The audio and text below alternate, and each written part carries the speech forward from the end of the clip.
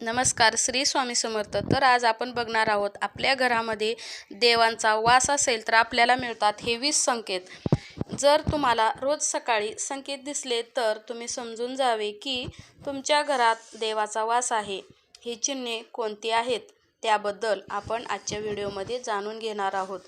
तर देवाला प्रसन्न करण्यासाठी लोक अनेक प्रकारच्या पूजा करतात आणि उपवास करतात. सकाळ संध्याकाळ देवाला दिवा लावण्यापासून ते देवाला अन्नदानही करत असतात, जेणेकरून देवाचे आशीर्वाद त्यांच्यावरती राहील आणि त्यांच्या आयुष्यात कोणत्याही प्रकारच्या समस्या अडचणी येऊ नयेत. आपण सर्वजण हे जाणतो की देवीची आराधना आणि पूजा केल्याने तो आपल्यावर प्रसन्न होतो. परंतु तुम्हाला माहिती आहे का की तो आपल्याला याबद्दल इशारा एक देखील देतो. आज आपण या चिन्हाबद्दल जाणून घेणार आहोत, जे तुम्हाला सांगतात की देवांची विशेष कृपा तुमच्यावरती आहे. तर जेव्हा तुम्ही देवांची पूजा करता तेव्हा देव तुमच्या घरात वास करतो, मग तो प्रत्यक्ष असो की अप्रत्यक्ष. जेव्हा देव घरात राहतात तेव्हा तुम्हाला ते नक्कीच जाणवते. काही वेळा तुम्ही त्यांना पाहण्यास सक्षम देखील असता, पण अनेक वेळा असे घडते की देव तुमच्या घरात वास करतो, पण तुमच्या काही चुकामुळे, तुमच्या काही कर्मामुळे तो परत जातो. कारण त्यावेळेला अनेकदा लोक ही चूक करतात. असे लोक आहेत ज्यांच्या घरी देव राहतो, पण त्यांना स्वतःलाच त्याची जाणीव नसते आणि ते स्वतःच देवांचा अपमान करून देवाला परत पाठवतात आणि म्हणतात की मी रोज देवाची पूजा करतो, पण तरीही मला देव का दिसत नाही. जर तुमच्या या चुकामुळे देव तुमच्यावर क्रोधित होतो. म्हणून आज आपण या लक्षणाबद्दल अगदी सविस्तर माहिती घेऊयात. व्हिडिओमध्ये जाणून घेणार आहोत. अशा लक्षणांमुळे तुम्ही स्वतःच समजू शकाल की देव तुमच्या घरी आला आहे. चला तर मग जाणून घेऊयात कोणतीही ती अशी लक्षणे आहेत. जेव्हा तुम्ही झोपलेले असता आणि ब्रह्ममुहूर्तावर अचानक जाग येते, तसेच तुम्ही रोज यावेळी उठत असाल किंवा ब्रह्ममुहूर्तावरच असे कोणते स्वप्न दिसले की जसे तुम्ही मंदिरात पूजा करत आहात, मंत्र उच्चार करत आहात, तर ब्रह्ममुहूर्तावर दिसलेली अशी स्वप्न देखील सूचित करतात की तुमच्या घरात देव वास करतात. अशी स्वप्ने तुमच्या घरात देव उपस्थित असल्याचे सूचित करतात. जर तुम्हाला ब्रह्ममुहूर्ताच्या वेळी शंख, मंत्राचा आवाज किंवा घंटांचा आवाज, राम राम असा कोणी जप करत आहे असे जर ऐकू आले, तर असा आवाज ऐकला तर तुमच्या घरात आला असे देव आला आहे असे सूचित करते. जेव्हा तुम्ही अंघोळ करून सकाळी तयार होता तेव्हा तुम्हाला एक वेगळाच वास येतो. हा एक असा सुगंध आहे जो तुमच्या घरात कोणालाही जाणवत नाही, फक्त तुम्हालाच तो जाणवतो.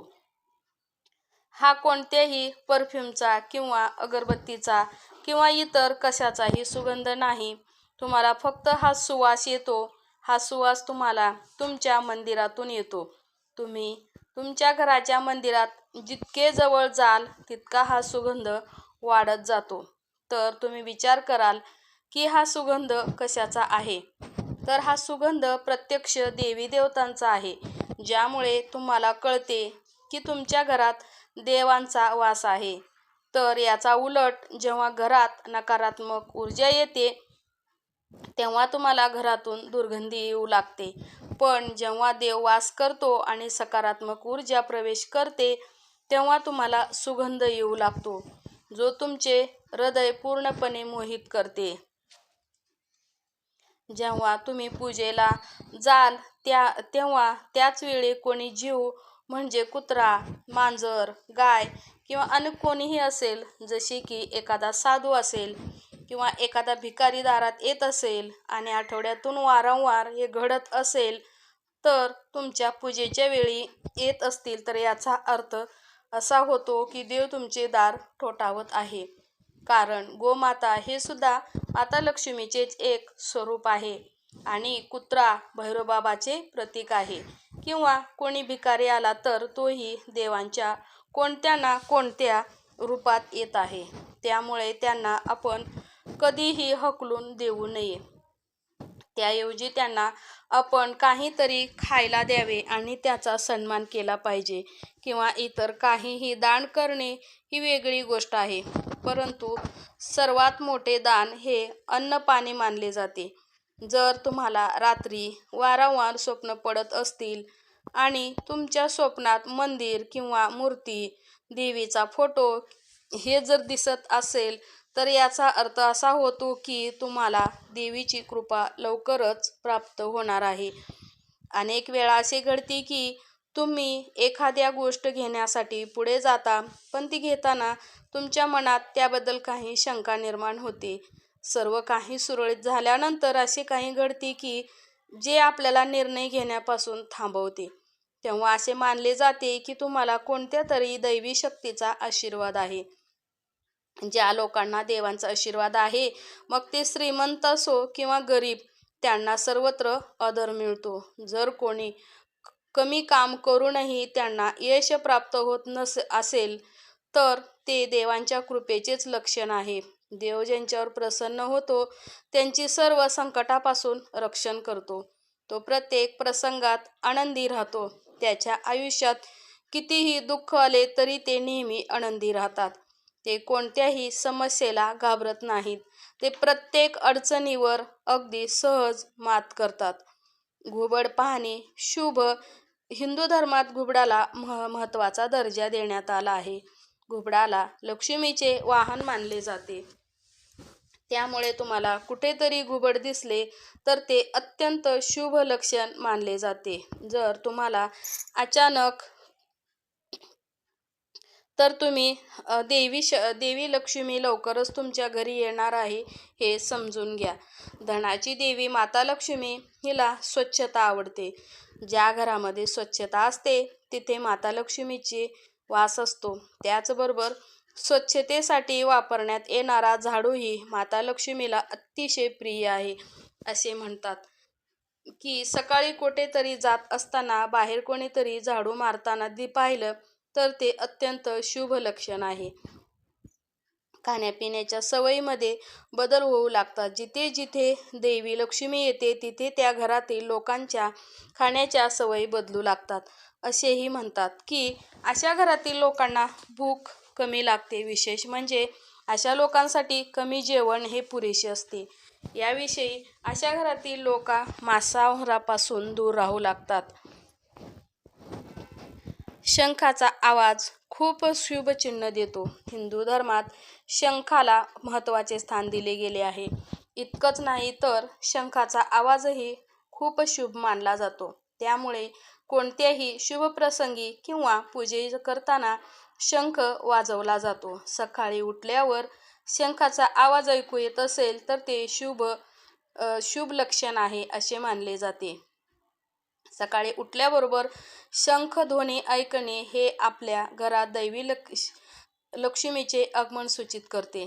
सलग 3 दिवस तुम्हाला घरातून बाहेर पडताना नीळकंठ पक्षी दिसला तर समजून जा की देवाने तुमचे म्हणणे ऐकले आहे.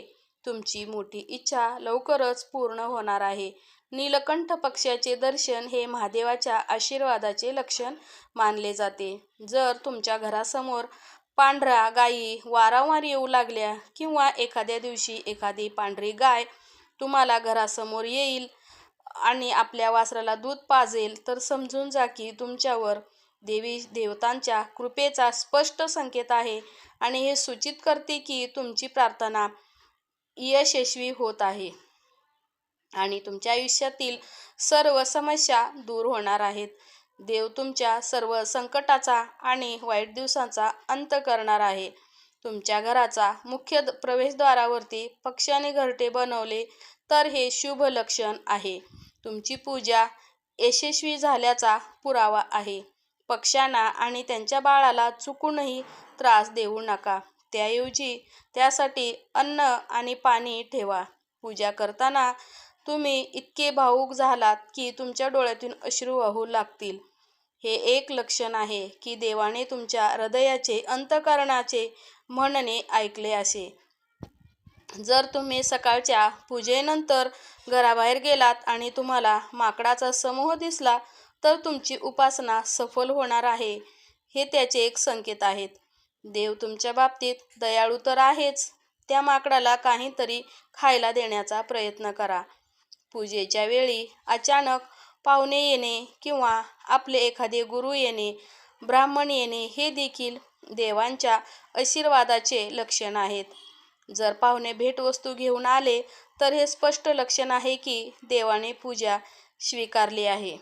पूजेच्या वेळी लावलेल्या दिव्याची ज्योत अचानकच मोठी झाली तर समजून जा की तुमची पूजा यशस्वी झाली आहे.